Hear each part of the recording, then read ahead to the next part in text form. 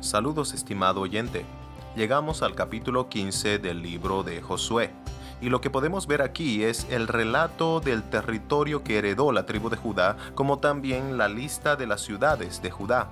Uno de los detalles llamativos que se mencionan en este pasaje es la presencia aún de algunos enemigos que no fueron desterrados por Israel, dice el versículo 63.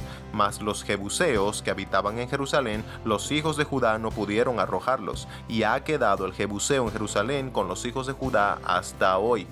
La presencia de cualquier enemigo en medio del pueblo es notoriamente molesta y a la vez reveladora. Primero, porque implica desobediencia de parte del pueblo hacia Dios. El Señor había mandado a Israel destruir a los enemigos de Canaán y no juntarse con ellos. Pero como consecuencia del pecado del pueblo, Dios permitía muchas veces la imposición del enemigo sobre Israel.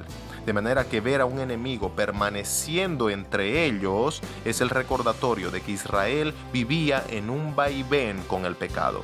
En segundo lugar, tener al enemigo en medio del pueblo muestra claramente ese sentido de comodidad pecaminosa que habían adoptado los del pueblo de Israel, exponiéndose a la cultura pagana de esa nación, que como se puede apreciar en el libro de los Jueces, finalmente terminaron imitando las acciones paganas del enemigo y alejándose del Dios verdadero para seguir a los ídolos paganos de los enemigos.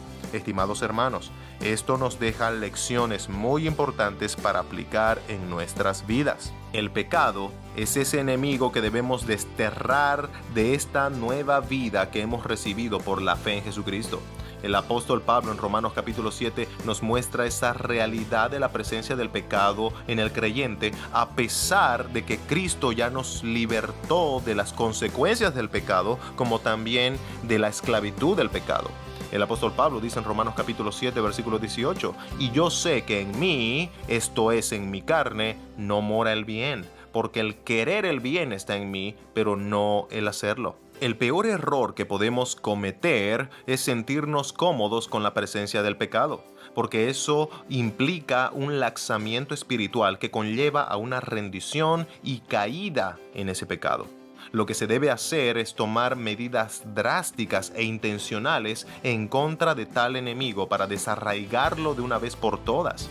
Quedarnos estáticos es un acto de desobediencia al Dios Santísimo que anhela que sus hijos vayan progresivamente en camino a la santidad. Bien dice el apóstol Pedro en su primera carta, «Sed santos, porque yo soy santo», dice el Señor.